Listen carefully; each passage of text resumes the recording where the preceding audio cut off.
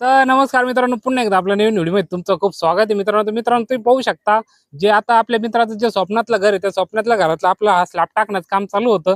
आणि सगळ्यात महत्त्वाचं म्हणजे आपण प्रत्येक गोष्टीची काळजी घेतो असो. स्लॅब टाकण्याच्या वेळेस गज असेल, विटा असेल, म्हणजे जेवढं पण आपण जेवढं मटेरियल लागणार आहे त्या मटेरियलची टोटल काळजी घेत असतो.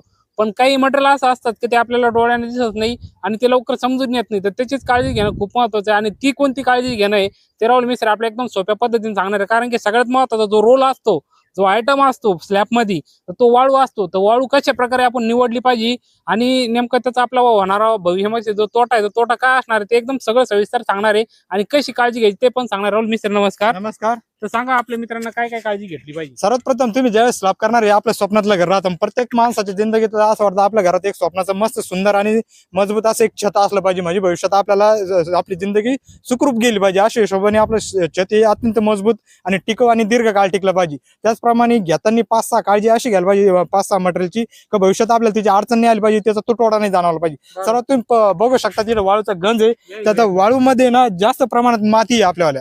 तर वाळूचं एक इंडियन आयएस कोड प्रमाणे एक त्याचं वालं ठरवून दिलेलं आहे इंजिनियर साहेबांनी का तुमचं वालं 15 ते 20% वर मातीचं प्रमाण नसलं पाहिजे. त्याच करता जर अशी जर वाळूमध्ये जर माती असली तर तुम्ही बघू शकता असं ट्रॉलीमध्ये आपण वाळू टाकायची आहे आणि ती अशा पद्धतीने तिला एकदम धुवून घ्यायचंय जेणेकरून त्याच्यामध्ये मातीचं प्रमाण हे एकदम 0% असलं पाहिजे. माती जर असली तर आपल्या स्लॅबला तडे जाणार आहे, आपला स्लॅब हा कमजोर होणार आहे. त्याकरता तुम्ही अशा पद्धतीने वाळू धुवून घेऊ शकता आणि आपल्या स्लॅबची लाईफ ही अत्यंत शकतात. म्हणजे तुमच्या स्लॅबला तडे जाणार नाही, लीक होणार. महत्वाचं जे आपण स्टील वापरणार आहे त्या स्टीलला ना गंज लागणार नाही. गंज जर लागला तर आपल्या स्लॅबचं आयुष्य कमी होणार आहे. अशा पद्धतीने तुम्ही तुमच्या स्लॅबची तयारी करायला पाहिजे जेणेकरून तुम्हाला भविष्यात अडचण नाही आली पाहिजे. होता तेवढे आपले मित्र काय करतात, इंजिनियर लावतात, स्टीलची बांध एकदम चेक करून घेतात चांगल्या प्रकारे, खडीचं बी नियोजन करतात. पण मेन जी गोष्ट राहते वाळू, तर त्याच्यात मातीचं प्रमाण किती हे चेक करीत नाही. सर्वात महत्वाचं ते चेक करायला पाहिजे. तुमचं मातीचं प्रमाण हे 15 ते 20%च्या पुढे जर असलं तर तुमचं स्लॅब हा धोकेदायक पातळीवर असतो. त्याकरता असं नियोजन करणं खूप महत्वाचं राहतं.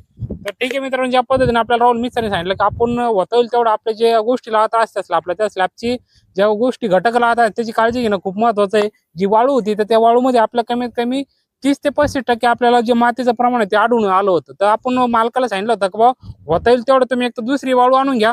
नसेल तर ही जर वाळू तुम्हाला जर वापरायची असेल तर हिला कमीत कमी आपल्याला ट्रॉलीमध्ये टाकून तुम्ही पाहू शकता आपल्या मागं त्या पद्धतीने ते धुण्याचा ते प्रयत्न करतात. आणि एकदम पद्धतीने चांगल्या पद्धतीने पाहू शकता तुम्ही ती वाळू जी आहे तिच्यातलं जे मातीचं प्रमाण आहे ते कमी आपल्याला झालेलं दिसतं. तर सगळ्यात महत्त्वाचं मित्रांनो, ज्या पण वेळेस तुम्ही तुमच्या घरात स्लॅब टाकणार आहे तर जो वाळूवाला असणार आहे त्या वाळूवाल्याला तुम्ही ज्यावेळेस ऑर्डर देणार आहे ऑर्डर देताना तुम्ही त्याला एकदम चांगल्या पद्धतीने सांगितलं पाहिजे की बाबा आमच्या घराचं जे काम आहे ते स्लॅबचं काम आहे जे आपलं पिढ्यानं पुढे एकदाच होत असतं ते घराचं काम.